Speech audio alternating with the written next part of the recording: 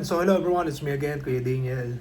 And alam nyo, uh, hindi porket graduate na tayo ng 4 years, titigil na tayo sa mga learnings.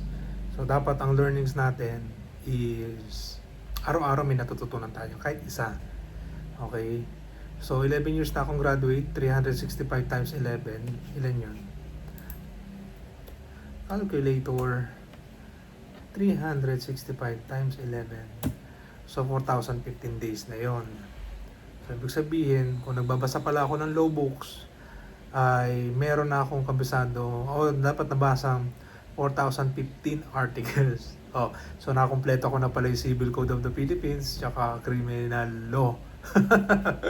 So, by the way, kaya ko sinasabi to, kasi nga sabi sa Article 3 of the Civil Code of the Philippines, ignorance of the law excuses no one from compliance therewith. So hindi natin pwede sabihin na hindi natin alam yung isang bagay kaya natin nagawa.